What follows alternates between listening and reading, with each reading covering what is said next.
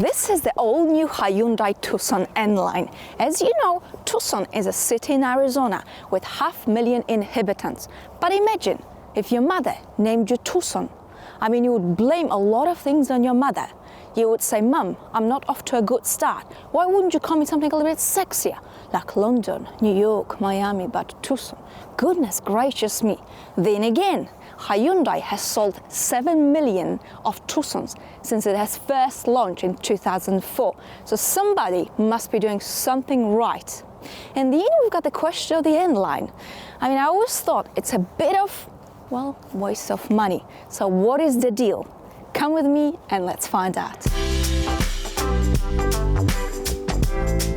Alrighty, time to measure the acceleration. Let's see how quick the Tucson is. Oh, how slow it is.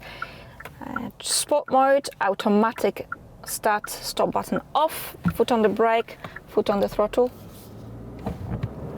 Come on, let's go. So the declared 0 to 100 is 9 seconds, and I am, go on Tucson, go on. 8.06, hey, not bad. And I'll have left the traction control on because it is a little bit slippery. The top speed is 201 kilometers an hour.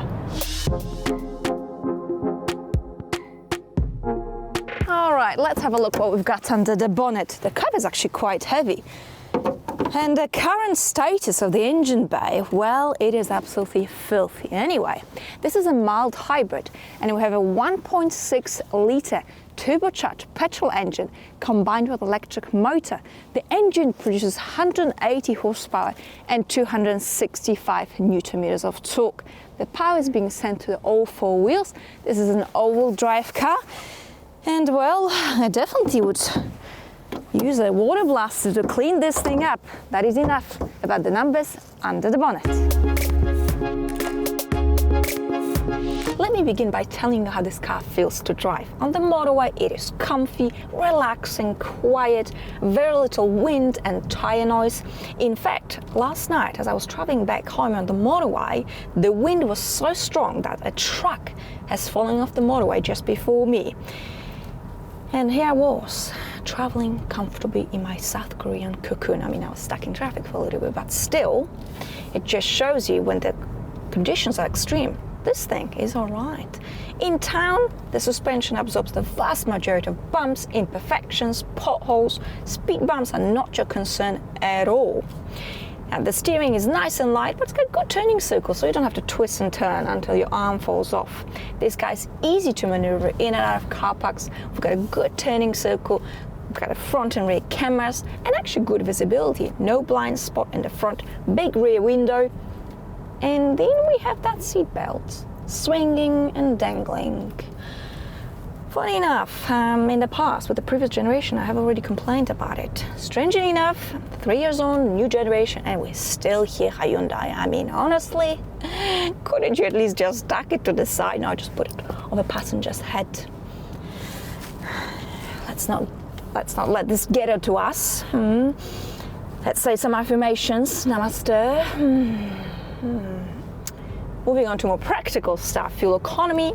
Declared is 7.2 liters. I'm averaging 9.5 liters, but as you already know, fuel economy is expected to be a little bit higher in the winter time, but nowhere near as brutal as it is with electric cars, which is why this car will offer you far greater flexibility.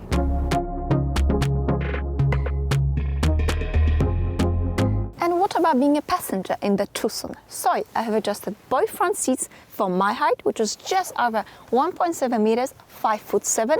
I've got plenty of legroom, very, very good headroom. What about the middle seat?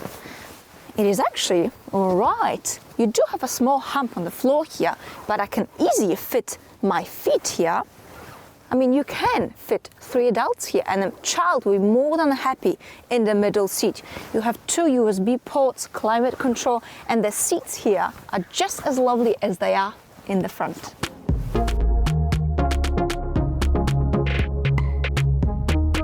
So let's check just how much clutter we can carry in the Tucson. We have 620 liters of space. Very practical shape of the boot. completely flat floor, which means you can easily slide items in and out. Of course, you can fold the back seats down. We've got 12-volt socket, and that is enough about the boot. We've got a 7-speed automatic gearbox, which is quick, smooth, but in the eco mode, when you're maneuvering it at lower speeds, it can be a little bit sluggish and it can be a little bit jerky. Now, speaking of modes, let's light up this fire and let's put it into sport mode, and I'm gonna floor it right here, right now. For done. Well, there isn't any wildfire happening here, but acceleration is salubrious. Good enough for this sort of a car. Now, the handling is actually very good. This car doesn't feel like a big old boat swinging left and right on a curve. No, not at all. We feel planted. We've got plenty of grip with all drive system.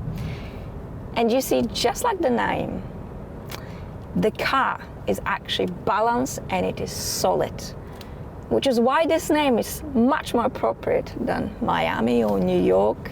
Tucson. Tucson is Tucson.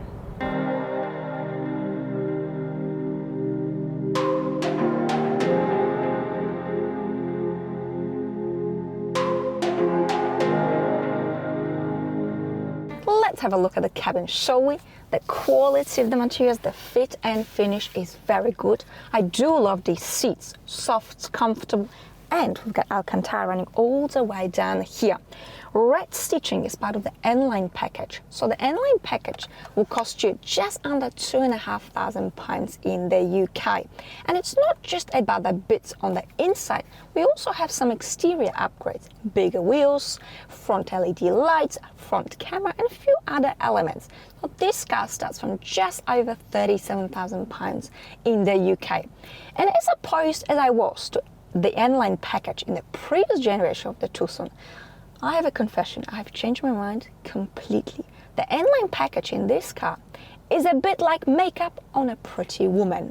I mean, subtle changes can make a huge difference. Contoured lips, highlighted cheeks, you know what I'm talking about. This is exactly the case with the Tucson. All right, let's jump straight into practicality. Large bottle of water it is. You can pop that in a door bit. It is a little bit tight, but it's doable. All right, you can put that bottle in here, of course, in here. Large pocket here. In fact, you can nearly fit this large bottle of water, right? Not quite, but nearly. Very, very practical. All right, what about the glove box? Big size. Okay, big pocket down here. We've got wireless mobile charging, but the wireless charging is under the angle, which means you do not see your phone, which means this is the way it should be, because you're probably picking at your phone whilst you're driving. You should be doing it. So you will learn some good habits in this car. 2 USB ports. We've got 12-volt socket that's neatly covered with this plastic cover. All right. I do like the steering wheel. So this is the N Line steering wheel. Red stitching feels good in your hands. We've got shortcut buttons, clean and simple layout, just the way I like it. You can, in fact, hold your steering wheel like that, especially in traffic. I like it. Very comfy. Paddle shifters. I don't know if you need it unless you're driving in the mountains. Digital driver's display. You can change the layouts. Good graphics. I like it. And onto the infotainment system, which has been beautifully integrated into the dash. You see how they've done it? I like it. Of course, this is a touch screen. Okay. We've got a climate control underneath. So this is let's have a look at the graphics. They're very good, actually. The system itself is quick. It is intuitive.